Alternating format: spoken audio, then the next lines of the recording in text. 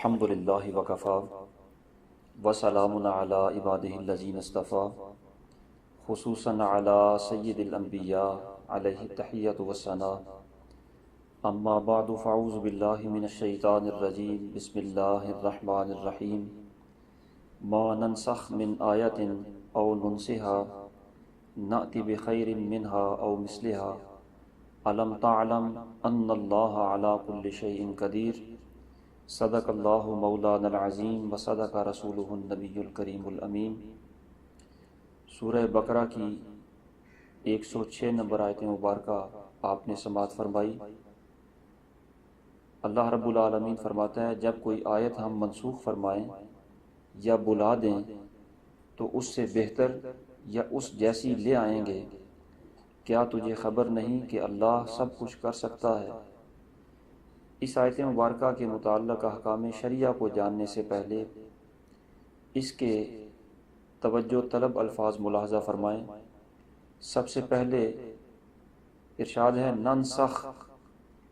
نسخ کے دو معنی ہوتے ہیں لغوی اعتبار سے، یا تو اس کا معنی ہوتا ہے نقل کرنا یا اس کا معنی ہوتا ہے کسی حکم کا ازالہ کرنا، اور شرعی اعتبار سے اس کا مطلب یہ ہوتا ہے کہ پہلے ایک حکم تھا، اس حکم کی مدت انتہا کو بیان کرنا نسخ کہلاتا ہے۔ بظاہر یہ نظر آتا ہے کہ نسخ کے اندر جو پہلا حکم تھا اس کی بجائے دوسرا حکم آ گیا تو یہ حکم کی تبدیلی کا نام نسخ ہے۔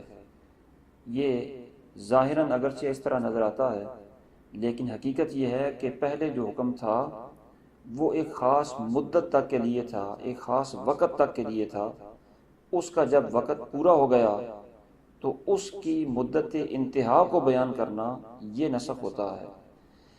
یعنی منسوخ حکم جو تھا وہ ہمیشہ کے لیے نہیں تھا، ایک وقت تک اس پر عمل کرنا لازم تھا۔ اب جب اس کا نسخ ہو گیا تو اس پر عمل کرنا بھی جائز نہ رہا، اس کا حکم موقوف ہو گیا۔ دوسرا لفظ ہے ننسہا۔ یہ لفظ اگر نس ان سے ہو تو اس کا معنی ہے تاخیر کرنا، اور اگر نسیان سے بنا ہو تو اس کا مطلب ہے بھلا دینا۔ یہاں یہی دوسرا مادہ اشتقاق اس کا مراد ہے۔ آیت مبارکہ کا مفہوم یہ ہے کہ جس آیت کو ہم بھلا دیتے ہیں، پھر فرمایا بخیر منہا، اس سے بہتر لے آتے ہیں۔ یہاں بہتر سے مراد یہ ہے کہ اس سے زیادہ آسان حکم لے آتے ہیں، یا ایسا حکم لے آتے ہیں جس میں پہلے حکم سے زیادہ ثواب ہو، یا ایسا حکم لے آتے ہیں جو مصلحت حال کے زیادہ مناسب ہو۔ تو بہتری کے یہ تین معنی ہیں، آسان تر، ثواب میں زیادہ، یا مصلحت حال کے زیادہ موافق۔ اور مثلہا سے مراد یہ ہے کہ جو ناسخ حکم ہے وہ ثواب میں یا آسانی میں یا مصلحت حال میں منسوخ حکم جیسا ہوتا ہے۔ تو آیت مبارکہ کا ترجمہ اور مفہوم دوبارہ سماعت فرما لیں۔ ارشاد فرمایا جو آیت ہم منسوخ فرما دیں یا بلا دیں تو اس سے بہتر یا اس جیسی لے آئیں گے، کیا تجھے خبر نہیں کہ اللہ سب کچھ کر سکتا ہے؟ اس آیت مبارکہ کے ضمن میں سب سے پہلے یہ بات قابل توجہ ہے کہ نسخ کی حکمت کیا ہوتی ہے۔ حکمت یہ ہے کہ اللہ رب العالمین نے جو نظام دنیا پیدا فرمایا اس میں جتنے بھی تکوینی احکام ہیں ان سارے تکوینی احکام کے اندر نسخ ہوتا ہے، تبدیلی ہوتی ہے، تغیر ہوتا رہتا ہے۔ مثلا گرمی ہوتی ہے، پھر موسم تبدیل ہو کر سردی آ جاتی ہے، دن ہوتا ہے، پھر وقت میں تبدیلی آتی ہے تو رات آ جاتی ہے، عمر کے بندہ جوانی کے حصے میں ہوتا ہے، پھر وقت میں تبدیلی آتی ہے تو بڑھاپا آ جاتا ہے، صحت کے لحاظ سے کبھی تندرستی ہوتی ہے، پھر تغیر و تبدیلی ہوتی ہے تو بیماری آ جاتی ہے۔ یعنی امیری غریبی سے بدل جاتی ہے، خوشی غمی سے بدل جاتی ہے، تو تکوینی احکام میں تبدیلی ہوتی رہتی ہے، یہ ہر ایک کا مشاہدہ ہے۔ اور جس طرح تکوینی احکام میں تبدیلی ہوتی ہے اسی طرح تشریعی احکام میں بھی تبدیلی ہونا یہ نظام فطرت ہے۔ ورنہ اگر تکوینی احکام میں تبدیلی ہو اور تشریعی احکام میں تبدیلی نہ ہو تو زندگی نہ صرف مشکل ہو جائے بلکہ ناممکن بھی ہو جائے۔ مثال کے طور پر امیری کی حالت میں زکوٰۃ فرض ہے، اگر تکوینی حکم بدل جائے، بندہ غریب ہو جائے، تو اب اگر تشریعی حکم نہ بدلے، زکوٰۃ اب بھی فرض ہی رہے، تو بندے کے لیے زندگی اجیرن ہو جائے گی۔ اسی طرح جو صحت کی حالت میں احکام ہوتے ہیں، مثلا نماز میں قیام فرض ہوتا ہے یا دیگر جو احکام شرعی ہوتے ہیں، اگر بیماری کے حالت میں بھی وہی احکام رہیں اور تشریعی احکام میں تبدیلی نہ ہو تو زندگی اجیرن ہو جائے گی۔ اس لیے نظام فطرت یہ ہے کہ جس طرح تکوینی احکام میں تبدیلی ہوتی رہتی ہے، اسی طرح تشریعی احکام میں بھی تبدیلی ہونا یہ تقاضۂ فطرت ہوتا ہے، فطرت کے عین مطابق ہوتا ہے۔ دوسری بات یہ قابل توجہ ہے کہ قرآن مجید فرقان حمید سے پہلے جتنی بھی آسمانی کتابیں یا صحیفے نازل ہوئے، قرآن مجید ان سب کا ناسخ ہے۔ قرآن مجید کے نزول کے بعد وہ ساری کتابیں، وہ سارے صحیفے منسوخ ہو چکے ہیں۔ اب گزشتہ کسی شریعت پر عمل کرنا جائز نہیں، صرف حضور سید عالم صلی اللہ تعالیٰ علیہ وسلم پر نازل ہونے والی کتاب اور حضور کی شریعت پر ہی عمل کیا جا سکتا ہے۔ تیسری بات یہ قابل توجہ ہے کہ جو چیزیں بذات خود واجب ہوتی ہیں، جس طرح ایمان قبول کرنا، اور جو چیزیں بذات خود ممتنع اور ممنوع ہوتی ہیں، جس طرح کفر بذات خود ممنوع ہے، ان اشیاء کے اندر نسخ جائز نہیں ہوتا۔ اور چوتھی بات یہ قابل توجہ ہے کہ صرف احکام میں نسخ ہوتا ہے اور یہ نسخ فطرت کے عین مطابق ہوتا ہے۔ اور پانچویں بات یہ قابل توجہ ہے کہ اللہ رب العالمین کی ذات کے متعلق یا رب العالمین کی صفات کے متعلق جتنی بھی آیات یا احادیث ہیں، ان کے اندر نسخ نہیں ہو سکتا۔ چھٹی بات قابل توجہ یہ ہے کہ قرآن مجید کے اندر جتنی بھی خبریں بیان ہوئی ہیں، وہ خواہ ہمیشہ کے لیے بیان ہوئیں، دائماً بیان ہوئیں، جس طرح فرمایا خالدین فیہا ابدا کہ جنتی ہمیشہ جنت میں رہیں گے اور کفار ہمیشہ جہنم میں رہیں گے، دائماً جو خبریں بیان ہوئیں وہ بھی منسوخ نہیں ہو سکتی، اور جو خبریں صرف خبر کے طور پر بیان ہوئیں ان کے اندر دوام کا لفظ اگرچہ نہ بھی آیا ہو تو بھی وہ خبریں منسوخ نہیں ہو سکتی، صرف احکام منسوخ ہوتے ہیں، خبریں منسوخ نہیں ہوتی۔ اور ساتویں بات یہ قابل توجہ ہے کہ جو احکام خبر کے ضمن میں آئیں ان میں خبر تو منسوخ نہیں ہوتی، البتہ حکم منسوخ ان میں بھی ہو جاتا ہے۔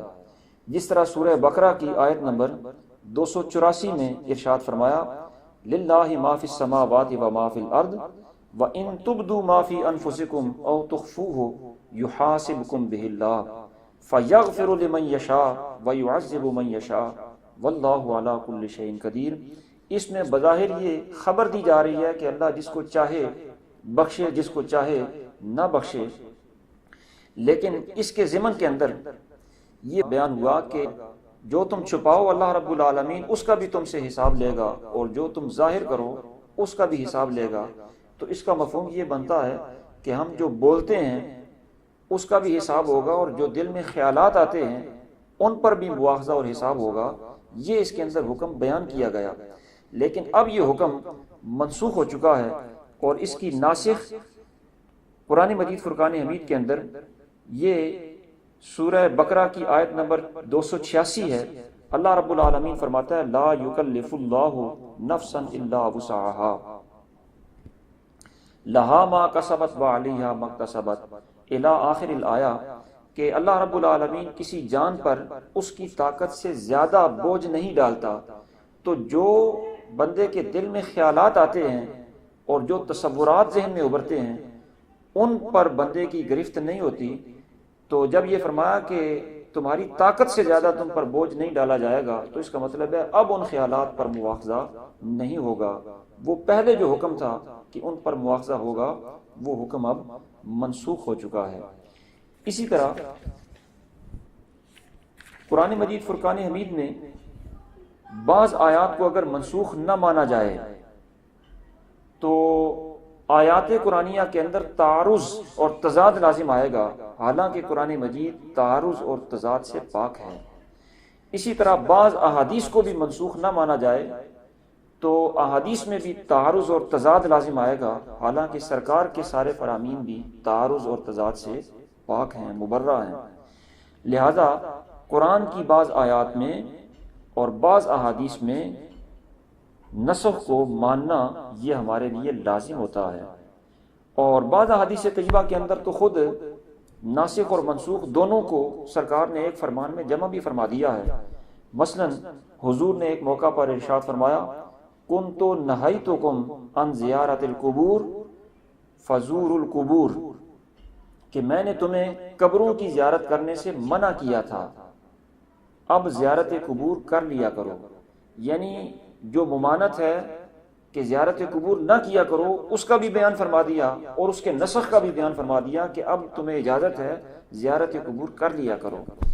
اسی طرح ایک موقع پر ارشاد فرمایا، کنت نہیتکم عن الاشربۃ الا فی ظروف الادم فاشربوا فی کل وعاء، میں تمہیں چمڑے کے برتنوں کے علاوہ پانی پینے سے روکتا تھا، اب ہر برتن میں پانی پی لیا کرو۔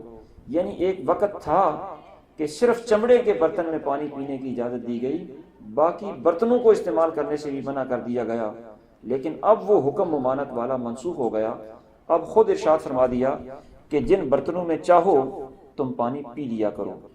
اور اس آیت مبارکہ سے یہ بات بھی سامنے آتی ہے کہ قرآن مجید کی تمام آیات ایک دوسرے سے افضل نہیں ہو سکتی، البتہ بعض آیات کے احکام نفع کے اعتبار سے یا سہولت کے اعتبار سے یا مصلحت کے اعتبار سے دوسرے احکام سے بہتر ہوتے ہیں۔